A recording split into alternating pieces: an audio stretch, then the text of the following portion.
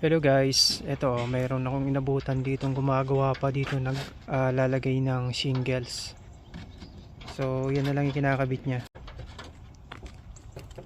Tara, pasok tayo dito sa loob.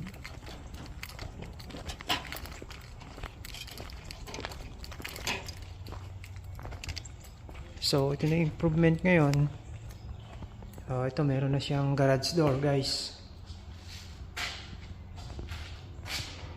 Ayan yung garage door. Tapos may mga molding na din dito sa baba. Ito yung baseboard. So ito pala yung itsura ng garage door, no?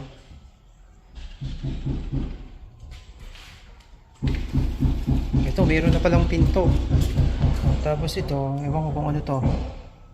Controller dito siguro sa garage door yan. Yan guys, meron na siyang mga molding dito sa door, no? Yan, meron na ditong pintuan. Ayan, kinabitan na nila ng pinto guys. Tapos pipinturahan na lang nila yan. Pipinis nila kung anong kulay. Yan o, may mga molding na yung mga bintana.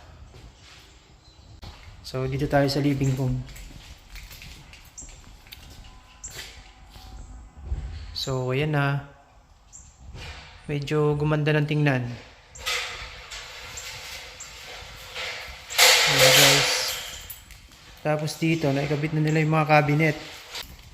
Yung counter na lang yung kulang. Tapos yung range dito, microwave.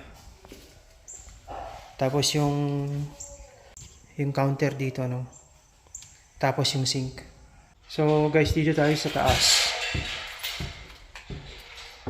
Yan, may handrail na. Ito guys, lahat ng kwarto meron ng mga pinto, no?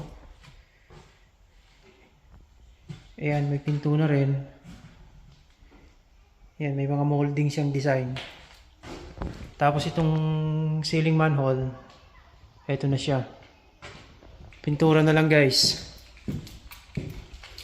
Tapos dito, ganun din. Ayan, may pinto na.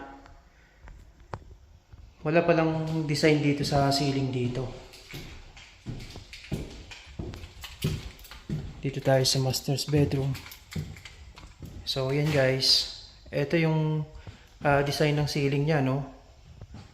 So, ganyan lang. Simple lang. Wala naman siyang cove light. Tingnan natin dito sa toilet.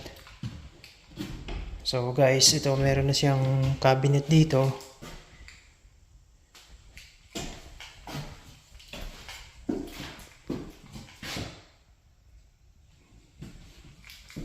So konti na lang yung gagawin nila guys.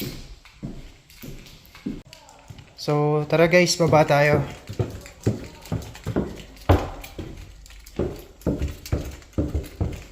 So yun lang yung update ngayong week, no? Yan, at least ito, naikabit na nila yung mga cabinet tsaka cupboard.